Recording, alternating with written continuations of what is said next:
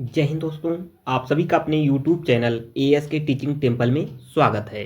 आइए दोस्तों, आज के इस प्रैक्टिस सेट नंबर में हम लोग सॉल्व करेंगे प्रैक्टिस सेट नंबर 14, जो बेहद ही महत्वपूर्ण आज का यह सेशन होने वाला है। तो आज के इस सेशन को आप लोग बिल्कुल मिस मत करिएगा, क्योंकि दोस्तों यूपीपीएससी जेएससी एलटी एग्जाम जो 17 जनवरी 2026 को एग्जाम प्रस्तावित है, सामान्य अध्ययन यानी जीके जीएस के जो 30 नंबर के प्रश्न एलटी में पूछे जाने हैं, बहुत ही शानदार तरीके से मैं सभी चीज़ों को डिस्कस करता चल रहा हूँ विस्तृत व्याख्या के साथ। तो आइए आप लोग तुरंत जुड़िए चैनल पर। पहले तो आप लोग सेशन को लाइक कर दिया करिए और वीडियो को शेयर कर दीजिए अपने मित्रों ग्रुप में, ताकि सभी मित्र इस चैनल से जुड़कर शानदार तरीके से कॉम्पिटिटिव एग्जाम की तैयारी कर सकें। चलिए आइए देखते हैं पहला प्रश्न क्या बनता है प्रैक्टिस सेट नंबर 14 का। तो आइए देखते हैं। तो पहला प्रश्न है आपका, उस विषय का नाम बताइए जिसमें चट्टानों के अंतर्निहित गुणों का उपयोग कर चट्टानों, जीवाश्मों और तलहट की आयु का निर्धारण किया जाता है। 2 से 3 या 4 सेकंड का वेट करूंगा। आप लोग मेरे साथ कमेंट में आंसर बताते चलेंगे कि आंसर क्या है, किस प्रश्न का क्या आंसर है। और वीडियो के लास्ट में दोस्तों आप लोग अवश्य बताएंगे 30 प्रश्नों में किस मित्र का कितना सही हो रहा है जीएस में। तो आप सभी मित्र वीडियो के लास्ट तक बने रहिए। बहुत ही शानदार तरीके से मैं सारी चीज़ों को डिस्कस करता चल रहा हूँ 30 नंबर जीएस के लिए विस्तृत व्याख्या के साथ हम लोग सॉल्व कर रहे हैं। तो पहले का राइट आंसर क्या होगा? भूकालानुक्रम या जियो क्रोनोलॉजी या जैव भू रासायनिक विज्ञान, जिसे बायो जियोकेमिस्ट्री कहते हैं, प्रस्तर विज्ञान, पेट्रोलॉजी, ज्वालामुखी विज्ञान, वल्केनोलॉजी। तो आप लोग कमेंट करिए इसका राइट आंसर क्या हो जाएगा। पहले का राइट आंसर है दोस्तों ए, यानी भूकालानुक्रमण, geochronology. A is the right answer है। तो आइए हम लोग इसका थोड़ा सा व्याख्या भी देख लेते हैं, थोड़ा चीज़ें समझते हुए चलेंगे, ताकि एग्जाम में अगर प्रश्न बने इनके व्याख्या से तो वो भी प्रश्न गलत नहीं होने चाहिए। बहुत ही अच्छे से, बहुत ही शानदार प्लेटफॉर्म पर तैयारी कर रहे हैं आप लोग, बस आप लोग बने रहिए वीडियो में। देखिए, जो ये जियो क्रोनोलॉजी है ना, इसके अंतर्गत हम चट्टानों के अंतर्निहित गुणों का उपयोग कर चट्टानों हुआ, जीवाश्मों हुआ, उसका तलछट की आयु का निर्धारण करते हैं इसी के तहत। चलिए सेकेंड क्वेश्चन की तरफ मूव करते हैं। अगला क्वेश्चन क्या है, आप लोग आंसर देते चलिए। ट्यूबरक्लोसिस यानी जिसे हम तपेदिक के नाम से जानते हैं, के उत्पादन कारक क्या है? मतलब इसके होने का सबसे महत्वपूर्ण कारक क्या है दोस्तों? परजीवी के कारण होता है, वायरस के कारण, कवक, बैक्टीरिया। बहुत ही इंपॉर्टेंट क्वेश्चन होगा ये आपका साइंस का। तो आप लोग कमेंट करिए इसका राइट आंसर क्या है। दूसरे का राइट आंसर यहाँ पे हो जाएगा दोस्तों डी, बैक्टीरिया के कारण। बैक्टीरिया के कारण आपका ट्यूबरक्लोसिस यानी टीबी यानी तपेदिक होती है। ट्यूबरक्लोसिस जिसे क्षय रोग के नाम से भी जानते हैं, इसे भी आप लोग शॉर्ट नोट्स में मेंशन कर लेंगे, एग्जाम में प्रश्न बन सकता है। मैं हर बार हर लेक्चर में इस चीज़ को अच्छे से बताता चलता हूँ कि क्या चीज़ें नोट करने लायक है आपके साथ नोट्स में, ताकि एग्जाम टाइम रिवीजन के लिए एक बहुत ही शानदार नोट्स आपका तैयार हो जाए। देखिए क्या है, जो ट्यूबरक्लोसिस है इसे क्षय रोग या टीबी भी कहा जाता है। बैक्टीरिया के कारण ही होने वाली एक संक्रामक बीमारी है। इसके कारक बैक्टीरिया का वैज्ञानिक नाम माइकोबैक्टीरियम ट्यूबरक्लोसिस है। इसे नोट कर लीजिए, माइक्रोबैक्टीरियम ट्यूबरक्लोसिस इसका रासायनिक नाम है दोस्तों, वैज्ञानिक नाम। चलिए सेकंड क्वेश्चन हो गया। थर्ड क्वेश्चन की तरफ मूव करते हैं। आप लोग तुरंत पहले सेशन को लाइक कर दिया करिए और आज के सेशन को जरूर अपने मित्र ग्रुप में शेयर कर दीजिए, ताकि सभी मित्र इस चैनल से जुड़कर, एएस के टीचिंग टेम्पल से जुड़कर बहुत ही शानदार तरीके से जीएस की प्रैक्टिस सेट हुआ, सब्जेक्ट वाइज का प्रैक्टिस सेट हुआ दोस्तों, और जीएस की क्लासेस डेली चल रही हैं। आपका अगला लेक्चर आने वाला है जीएस में दोस्तों, संविधान यानी पॉलिटी का पहला लेक्चर होगा, और 2 लेक्चर में आपके जितने भी संविधान से प्रश्न पूछे जाने, 2 या 3 प्रश्न जीएससी एलटी में पूछे जाएंगे 30 नंबर में, तो वो कंप्लीट हो जाएगा। उसके बाद हम लोग उसका प्रीवियस ईयर क्वेश्चन पेपर देखेंगे और यूपीपीएससी वाले जो भी प्रश्न बने हैं उसको भी हम लोग सॉल्व करेंगे। तो आप लोग बिल्कुल चैनल से जुड़े रहिए। चलिए अगला क्वेश्चन देखते हैं दोस्तों। तो निम्नलिखित में से कौन सी डिवाइस हस्तलिखित हस्ताक्षरों को दर्ज करने के लिए इस्तेमाल की जाती है? Graphics tablet, plotter, joystick, mouse. घबराइए मत दोस्तों, कंप्यूटर का क्लासेस शेड्यूल में लगने वाली हैं, तो आपको कंप्यूटर का भी लेक्चर जल्द देखने को मिलेगा। तो तीसरे का राइट आंसर यहाँ पे क्या हो जाएगा दोस्तों? आप लोग भी कमेंट करिए। तीसरे का राइट आंसर है ए, यानी ग्राफिक्स टैबलेट। जो ग्राफिक टैबलेट है ना, जिसे डिजिटाइजर या ड्राइंग के रूप में भी जाना जाता है, यह एक इनपुट डिवाइस है। ये कैसी डिवाइस है? देखिए, इनपुट आउटपुट डिवाइस बहुत पूछी गई एग्जामों में कंप्यूटर से, तो आप लोग इस चीज़ को अच्छे समझेंगे। ग्राफिक जो टैबलेट है ना दोस्तों, ये इनपुट डिवाइस है। इसको हस्तलिखित हस्ताक्षरों को दर्ज करने के लिए इस्तेमाल किया जाता है। देखिए आप लोग कमेंट बताएंगे माउस आउटपुट डिवाइस है कि इनपुट डिवाइस है, कमेंट करके आप लोग बताएंगे। ये प्रश्न आप लोगों के लिए, आप लोग बताया करिए दोस्तों, इससे आपका तैयार होगा अच्छे से बने रहिए, चीज़ों को समझते हुए चलेंगे हम लोग। विस्तृत व्याख्या के साथ हम लोग सॉल्व कर रहे हैं प्रश्नों को। विश्व में चुकंदर के 2 सबसे बड़े उत्पादक देश कौन है? बेल्जियम चाइना, रूस फ्रांस, जर्मनी एवं संयुक्त राज्य अमेरिका, तुर्की एवं यूक्रेन। चौथे का राइट आंसर दोस्तों क्या हो जाएगा यहाँ पे? बी राइट आंसर है, मतलब रूस एवं फ्रांस। विश्व में चुकंदर के 2 सबसे बड़े उत्पादक देश हैं, रूस और फ्रांस है। चलिए अगला क्वेश्चन देखते हैं दोस्तों। आपका दिसंबर का करंट भी शेड्यूल में लगने वाला है, क्रॉनिकल। उसके बाद आपका होगा दोस्तों दृष्टि की जो आपकी आती है मैगजीन मंथली वाइज, उसका भी लगने वाला है शेड्यूल में। यदि एक वस्तु को अवतल दर्पण के फोकस और ध्रुव के बीच रखा जाता है तो प्रतिबिंब की स्थिति क्या होगी? बहुत पूछा है, रिपीटेड क्वेश्चन है, किसी भी मित्र का इसका आंसर गलत नहीं होना चाहिए। वक्रता केंद्र पर, वक्रता केंद्र और अनंत के बीच, दर्पण के पीछे, फोकस और वक्रता के केंद्र के बीच। तो आप लोग कमेंट करिए, तुरंत करिए कमेंट और बताइए इसका राइट आंसर क्या होगा। गलत किसी का भी नहीं होना चाहिए। 5वें का राइट आंसर हो जाएगा दोस्तों सी, मतलब दर्पण के पीछे बनेगा। जब किसी वस्तु को अवतल दर्पण के फोकस बिंदु और ध्रुव के बीच रखा जाता है ना, तो उस वस्तु का एक बड़ा इमेज आभासी प्रतिबिंब दर्पण के पीछे बनता है। बहुत ही अच्छा क्वेश्चन था। इस तरीके के प्रश्न बनते हैं एग्जामों में, तो बिल्कुल आप लोग निश्चित रहिए और समझते हुए चीज़ों को हम लोग समझेंगे व्याख्या के साथ। चलिए अगला क्वेश्चन देखेंगे दोस्तों। अगला क्वेश्चन है आपका, निम्नलिखित युग्मों में से कौन सा सहित सुमेलित नहीं है? तो गोला कर लीजिए। नहीं मैं हर बार बताता चलता हूँ क्योंकि कभी कभी हमसे भी गलत हो जाती हैं चीज़ें, तो इस चीज़ को मैं आपको बताता चलता हूँ, आपके साथ शेयर करता हूँ ताकि आप लोग दोस्तों इस चीज़ों को गलत ना करें। आता हुआ प्रश्न गलत हो जाता है। तो टार्टरी खाड़ी जापान, सिरटे की खाड़ी लीबिया, अदन की खाड़ी यमन, कारपेंटिया की खाड़ी ऑस्ट्रेलिया। छठे का राइट आंसर दोस्तों ए इसमें नहीं सुमेलित है। चलिए टार्टरी की जो खाड़ी है ना दोस्तों, ये टार्टरी जलसंधि प्रशांत महासागर में स्थित है। रूस के भाग सखालिन को रूस की मुख्य भूमि से अलग करती है, तो नोट कर लीजिए इसे आप लोग। और साथ ही साथ दोस्तों, तथा उत्तर में स्थित आखेस्टक जो आखेस्टक है सागर है, इसके दक्षिण में स्थित जापान सागर से जोड़ती है। अन्य सभी विकल्प सही सुमेलित हैं। चलिए ये सभी सही है, ये गलत था, इस पर हमने डिस्कस कर लिया। चलिए प्रश्न आ गया मैथ। अच्छे से आप लोग बने रहिए, मैं पूरा समझाने का प्रयास करूंगा। और प्रश्न बहुत ही ईजी होगा। ईजी क्यों होगा?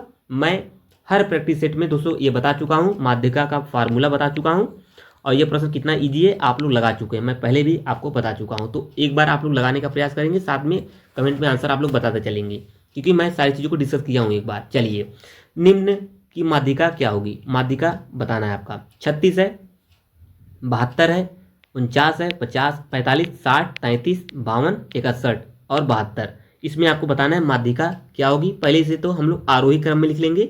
आरोही का मतलब आप लोग अच्छे से जानते होंगे, मुझे पूरा आशा है। देखिए आरोही का मतलब दोस्तों क्या होता है? आरोही का मतलब है मैं जैसे आरोही मैं आ रही हूँ, मतलब शुरुआत से आऊँगी, मतलब छोटे से लेके बड़े, मतलब पहले 1 2 3 4 इस तरीके से 1 2 3, मतलब छोटे से बड़े तक के लिए हम लोग आरोही का प्रयोग करते हैं शब्दों का। और दोस्तों अवरोही मतलब पीछे से आ रही हूँ, मतलब बड़े से छोटे की तरफ उल्टा 3 2 1 इस तरीके से। अवरोही आरोही में अंतर आप लोग अच्छे से समझे रहिएगा। प्रश्न पूछा जाता है कि मिलान करने के लिए अवरोही में मिलान करिए, आरोही मिलान करिए, तो आता हुआ प्रश्न कभी कभी गलत हो जाते हैं। तो शब्दों को अच्छे से पकड़ बनाइए और चीज़ों को अच्छे से समझते हुए चलेंगे।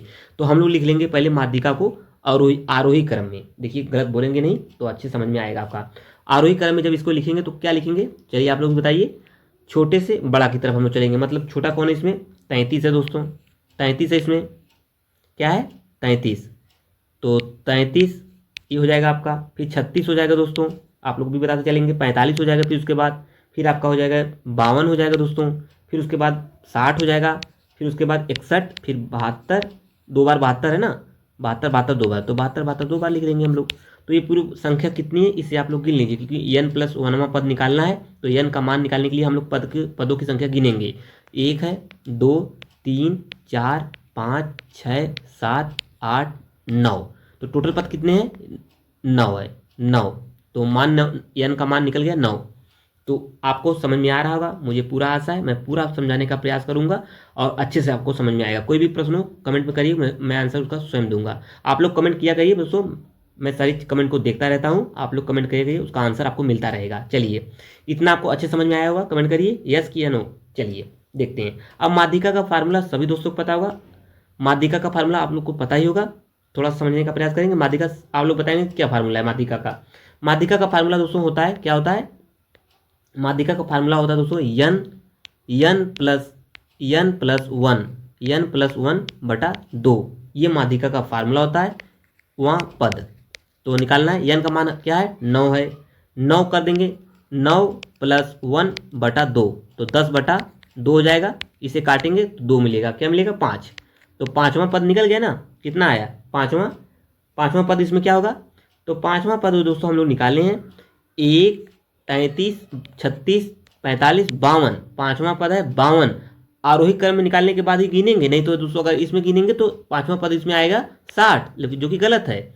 जो हम लोग आरोही क्रम में निकाले छोटे से बड़े की तरफ, उसमें देखेंगे तो 52 पाँचवा पद है।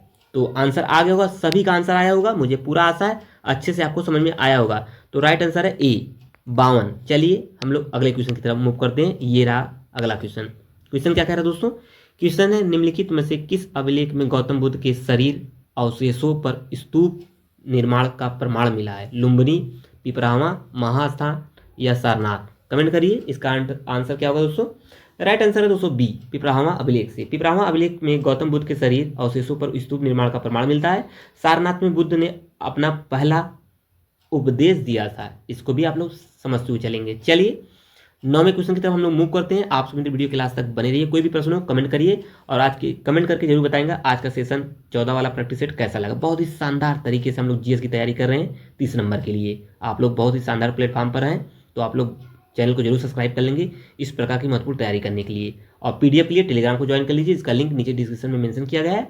आप लोग टेलीग्राम पर जाएंगे, एएसके टीचिंग टेबल नाम सर्च करेंगे, वहां से भी आप लोग जुड़ सकेंगे डायरेक्टली, और सभी पीडीएफ, क्लास नोट्स एंड अन्य चीज़ों की जानकारी सब वहीं पर आपको मिल जाएगी। तो आप लोग तुरंत जुड़िए, ठीक है, लेट मत करिए, और अच्छे से चीज़ों को हम लोग समझते चलेंगे। भारत की जनगणना 2011 के अनुसार पुरुष साक्षरता और महिला साक्षरता के मध्य कितने प्रतिशत का अंतर है, कितने अंतर है, 11%, 12.3, 16.3 या 5.6। तो 9वें का राइट आंसर दोस्तों यहाँ पे हो जाएगा सी, यानी 16.3 राइट आंसर है। जो आपको पता होना चाहिए, भारत में पुरुष और महिला साक्षरता दर कितना है, क्रमशः 80.9 तथा 64.6 है। पुरुष तथा महिला साक्षरता दर में अंतर 80.9 है, इसको याद करके 80.9 है। तो ये चीज़ें कुछ इंपॉर्टेंट है, आप लोग निश्चिंत रहिए, 1-2 लेक्चर में पूरा हम लोग जनगणना को भी देखेंगे। आप लोग अच्छे से जुड़े रहिए, चीज़ों को समझते हुए चलेंगे। चलिए अगला देखेंगे हम लोग। अगला क्वेश्चन बनेगा, निम्नलिखित में से कौन सा प्रदेश उत्तर प्रदेश का सीमावर्ती प्रदेश नहीं है। सभी दोस्तों को पता होगा, मैप आप लोग के पास होगा ही, एटलस का मैप, तो आप लोग को इसका आंसर अच्छे से पता होगा। पश्चिम बंगाल, बिहार, झारखंड, छत्तीसगढ़। चलिए बताइए फटाफट, आप लोग कमेंट करिए। 10वें का राइट आंसर दोस्तों हो जाएगा ए, यानी पश्चिम बंगाल। ए इज द राइट आंसर है, इसमें नहीं है। बाकी झारखंड, छत्तीसगढ़, बिहार ये सभी हैं। चलिए पश्चिम बंगाल और उत्तर प्रदेश, पश्चिम बंगाल है दोस्तों, ये उत्तर प्रदेश का सीमावर्ती प्रदेश नहीं है। उत्तर प्रदेश के सीमावर्ती प्रदेश कुछ इस प्रकार हैं, इसको आप लोग भी जानते होंगे, जैसे उत्तराखंड है, झारखंड है, बिहार, मध्य प्रदेश, राजस्थान, हरियाणा, हिमाचल प्रदेश, छत्तीसगढ़ एवं केंद्र शासित प्रदेश दिल्ली।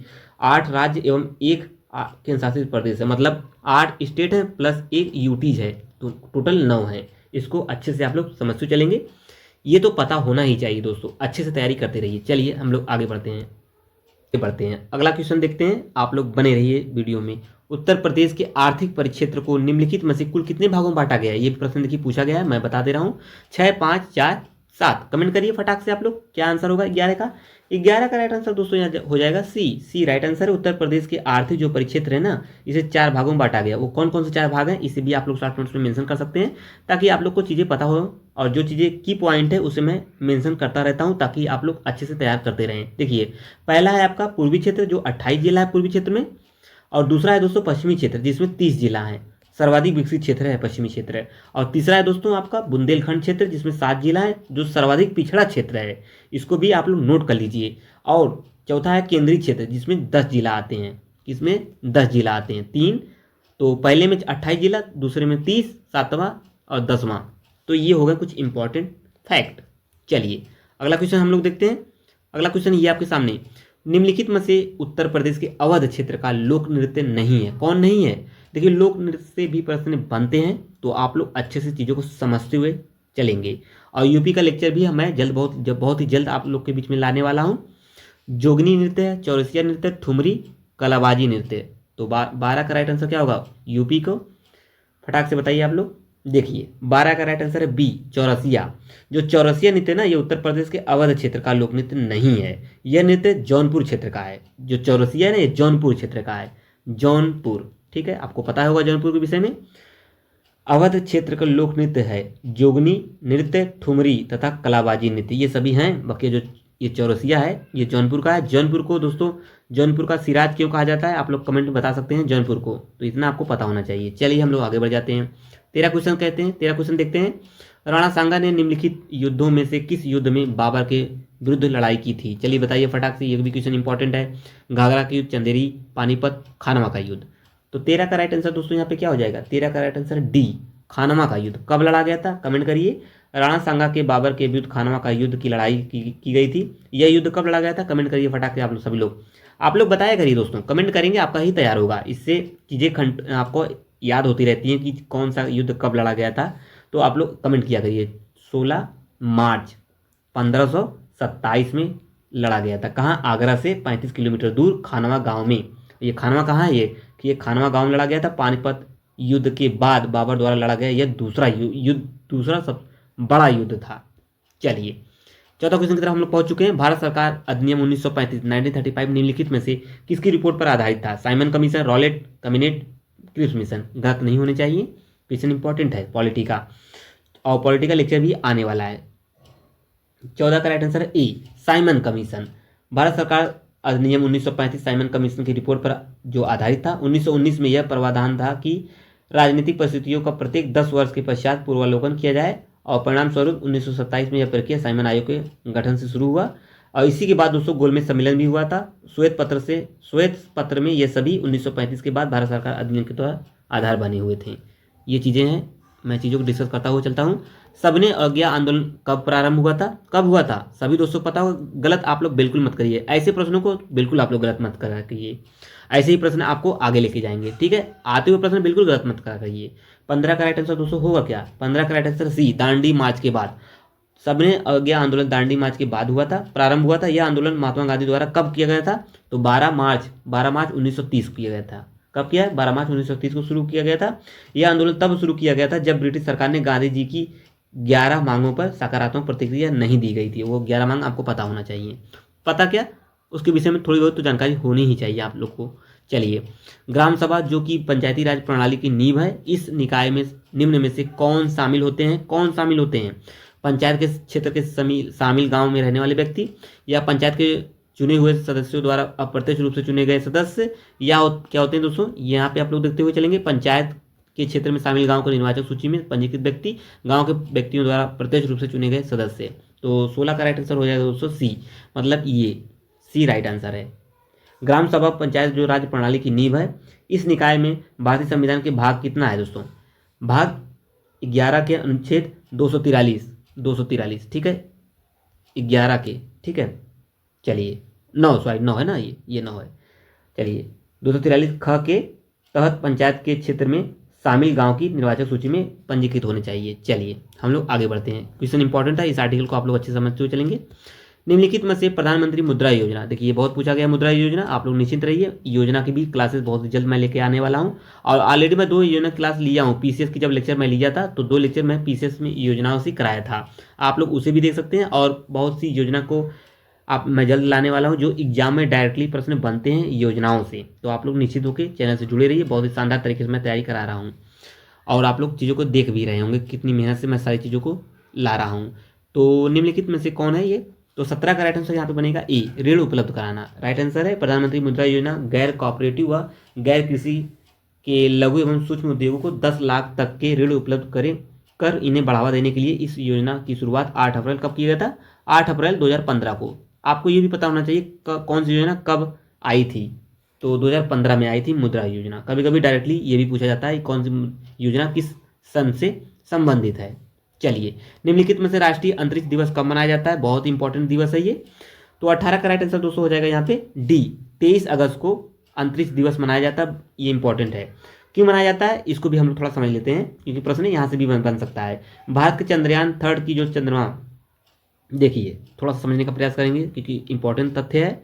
जो भारत का चंद्रयान 3 था, चंद्रमा के दक्षिणी ध्रुव पर सफल लैंडिंग 23 अगस्त कब हुई थी? 23 अगस्त 2023 को हुई थी। 23 अगस्त 2023 को, यह सन याद करके रखिएगा, बहुत प्रश्न पूछा गया है। इस महान उपलब्धि के उपलक्ष्य में प्रति वर्ष 23 अगस्त को राष्ट्रीय अंतरिक्ष दिवस के रूप में मनाने की घोषणा प्रधानमंत्री श्री नरेंद्र मोदी ने 26 अगस्त को बेंगलुरु में इसरो के telemetry tracking and command network stars में वैज्ञानिकों को संबोधित करते हुए कहा था। तो 23 अगस्त को अंतरिक्ष दिवस क्यों मनाया जाता है, हमने सभी चीज़ों को समझ लिया।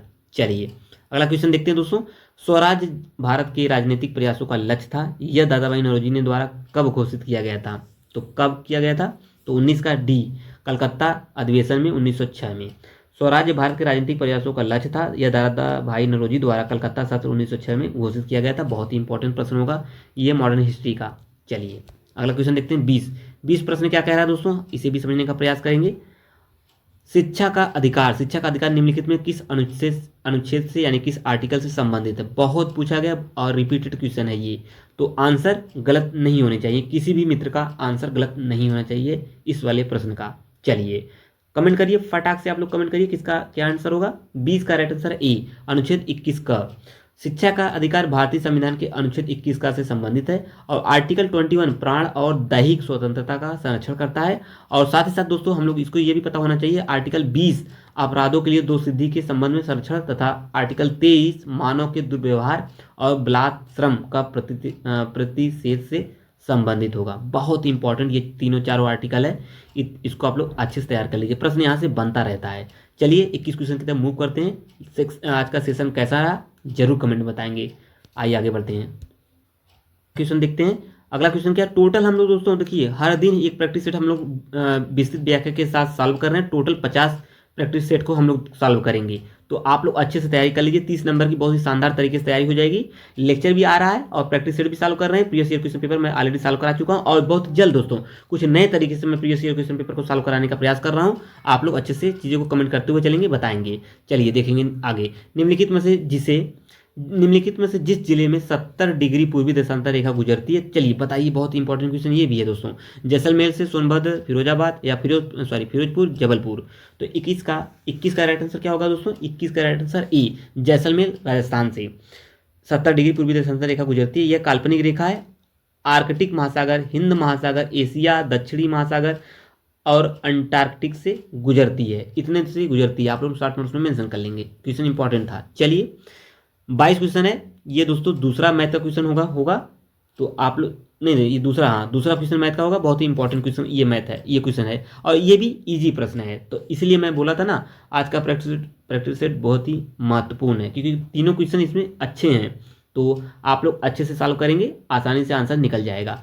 देखिए क्वेश्चन कितना ईजी है, मैं समझाने का प्रयास कर रहा हूँ। देखिए x - y = 2 दिया है मान, x square plus Y square बराबर 20 दिया है हो, तो x + y² का होल स्क्वायर का मान आपको बताना है। आपको पता होना चाहिए a + b का होल स्क्वायर का फार्मूला आपको पता होना चाहिए। कमेंट करिए a² + b² का फार्मूला क्या है, तो उसी अकॉर्डिंग यहाँ पे हम लोग सॉल्व करेंगे। उसी पे जब फार्मूले आपको पता होना चाहिए तो उसी पे मान दिया है, मान यानी वैल्यू पुट कर देंगे। चलिए हम लोग देखते हैं x + y का होल स्क्वायर का फार्मूला क्या होता है। आप लोग भी कमेंट करिए इसका फार्मूला क्या होता है। देखिए हम लोग समझेंगे, x², इसका फार्मूला है x² + y² बराबर -2xy। अगर यहीं पे माइनस होता तो यहाँ पे प्लस हो जाता, यहाँ पे जो ये माइनस लिखे ना x² + y² + 2xy हो जाता। अगर यहाँ पे प्लस है तो यहाँ माइनस हो गया, इतना ध्यान देना है। ये फार्मूला है। अब इसी फार्मूले पे हम लोग मान पुट कर देंगे। मान क्या दिया है, सभी चीज़ दिया है। x - y = 2 दिया है, x² + y² बराबर 20 दिया है। चलिए मान रखिए। इक्वेशन बहुत ही ईजी है, मान केवल रखना है, आंसर निकल के आ जाएगा। चलिए मान रखते हैं हम लोग। x² का मान दिया है कितना, x² + y², तो यहाँ पे हम रखेंगे मान। तो क्या है दोस्तों 2 का स्क्वायर, ठीक है 2 का स्क्वायर क्या है दोस्तों, यहाँ पे 2 का स्क्वायर बराबर, इसी समीकरण को हम लोग पीछे कर लेते हैं। 2 का स्क्वायर 20 - 2xy कहाँ से आया आपको पता होना चाहिए। और कोई भी प्रॉब्लम हो कमेंट करिए, मैं आंसर देख रहा हूँ, मैं बताता चलूँगा। इतना आ गया। तो इसका 2 का स्क्वायर कितना होता है दोस्तों, 2 का स्क्वायर होता है कितना, यहाँ से थोड़ा सॉल्व करेंगे। 2 का स्क्वायर होता है 4 हो जाएगा बराबर 20 एंड -2xy, इतना आपको पता होना चाहिए। अब इसी को सॉल्व कर लेते हैं हम लोग। सॉल्व करेंगे क्या आएगा, देखिए जब सॉल्व करेंगे आप थोड़ा सा हम लोग देखेंगे 2xy बराबर 16 हो जाएगा। 2x बराबर 16 मतलब 20 इधर चला जाएगा बराबर के तो माइनस में हो जाएगा, तो 20 में से 4 जाएगा, 16 4 20, 16 आ जाएगा यहाँ पे। इतना आ गया, इतना अच्छे से आपको समझ में आ रहा होगा।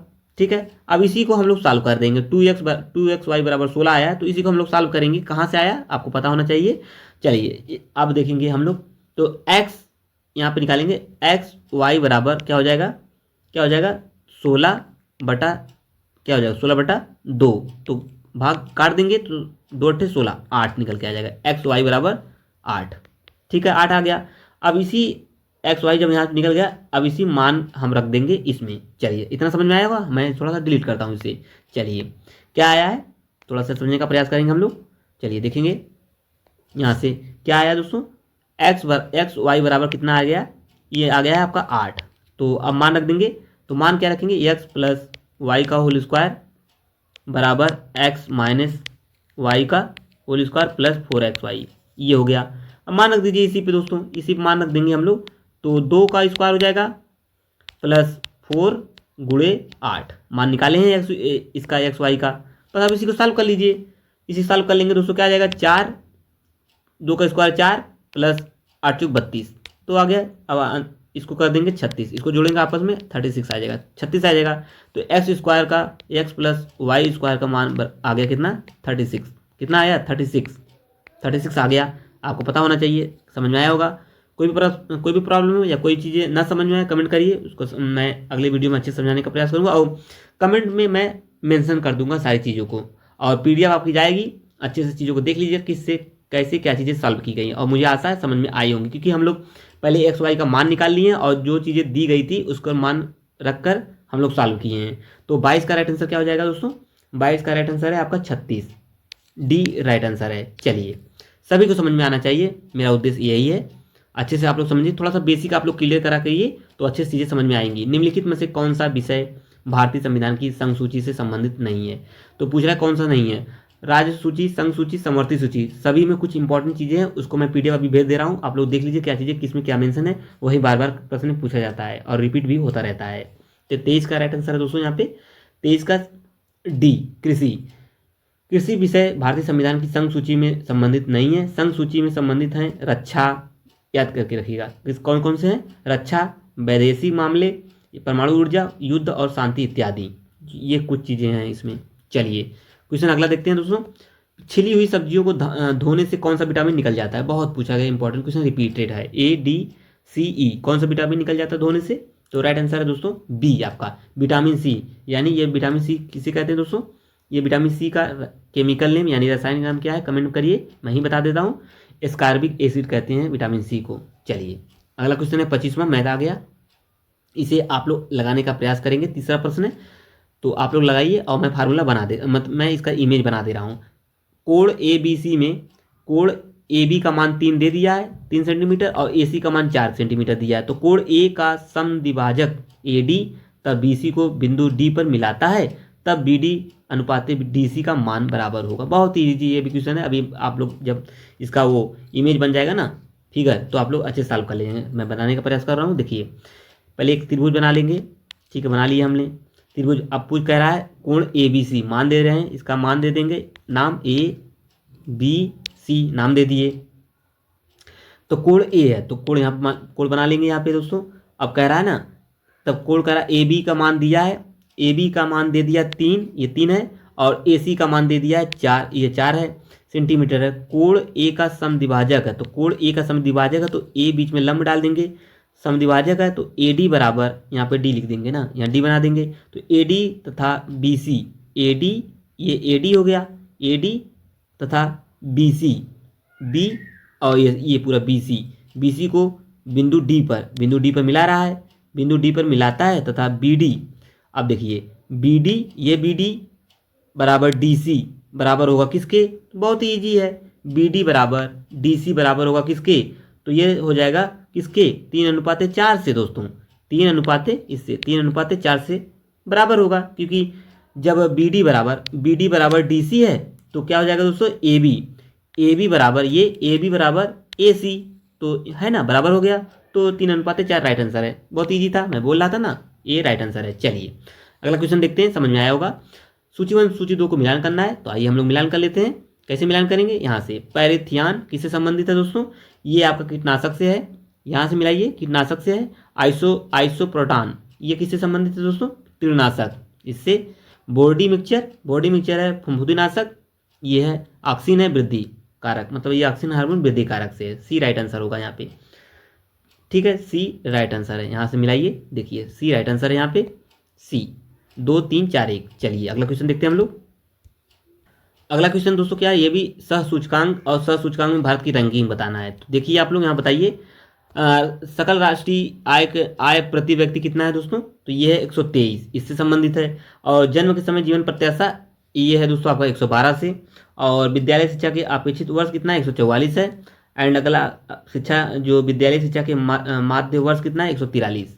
तो यहाँ पे 27 का सी राइट आंसर है। मिला लीजिए फटाक से आप लोग, सी 3 1 2 4। चलिए 28 क्वेश्चन की तरफ हम लोग मूव करते हैं। 2 क्वेश्चन और बचे हैं, आप लोग आंसर देते चलेंगे। बहुत ही अच्छे से मैं चीज़ों को समझाने का प्रयास कर रहा हूँ और आपको समझ में आएगा। मैं इतना मेहनत कर रहा हूँ तो आपको समझ में आना चाहिए।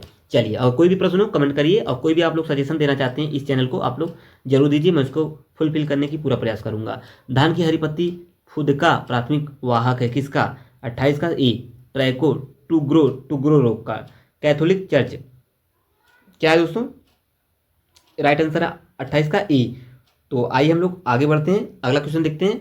अगला क्वेश्चन है 29 क्वेश्चन क्या कह रहा है दोस्तों? इसको हम लोग थोड़ा समझने का प्रयास करेंगे। कैथोलिक चर्च के प्रमुख पोप फ्रांसिस का 88 वर्ष में आयु में ईस्टर 2025 के एक दिन बाद मतलब इनका मृत्यु हो गई। मूलतः वे किस देश के थे? Italy, Poland, Argentina, France. 29 का राइट आंसर है सी अर्जेंटीना। कैथोलिक चर्च के प्रमुख पोप फ्रांसिस 88 वर्ष में जो इनकी मृत्यु हुई थी, ये कहाँ से संबंधित थे दोस्तों? अर्जेंटीना से संबंधित थे। चलिए लास्ट प्रश्न देखते हैं आज के प्रैक्टिस सेट नंबर 14 का। स्विट्जरलैंड स्थित वायु गुणवत्ता अनुश्रवण कंपनी आईक्यू एयर इंडेक्स के अनुसार 2024 में किस देश की आयु सर्वाधिक प्रदूषित है? किस देश की आयु मैं बोल रहा हूँ, वायु सर्वाधिक प्रदूषित है? Chart, Congo, Bharat, Pakistan. क्या होगा राइट आंसर? 30 का राइट आंसर दोस्तों ए चार्ट का। ऐसी हालत चार्ट की है। चलिए यह प्रैक्टिस सेट समाप्त होता है। हम लोग व्याख्या सहित सभी चीज़ों को अच्छे समझ लिए। क्या उनका प्रश्न कैसा है, किस तरीके से प्रश्न पूछे जाने हैं, मैं सभी को मेंशन कर दिया हूं, और आप लोग अच्छे से चीज़ों को फॉलो करिए। 30 प्रश्नों का बहुत ही शानदार श्रृंखला चल रही है, जीएस की भी और प्रैक्टिस सेट। आपका अच्छा नंबर आने से कोई नहीं रोक सकेगा। अच्छे से चीज़ों को समझते चलेंगे और यहाँ से प्रश्न देखने को अवश्य मिलेंगे। तो आप लोग अच्छे से चीज़ों को सॉल्व करिए और चीज़ों को थोड़ा सा रिविजन आप लोग ज़्यादा करा करिए। अब मिलेंगे 15 प्रैक्टिस सेट में, तब तक के आप सबका बहुत बहुत धन्यवाद। 30 प्रश्नों में किसका कितना सही हुआ कमेंट में आप लोग जरूर करेंगे। जाने से पहले चैनल को सब्सक्राइब कर लेंगे। जय हिंद दोस्तों, थैंक यू।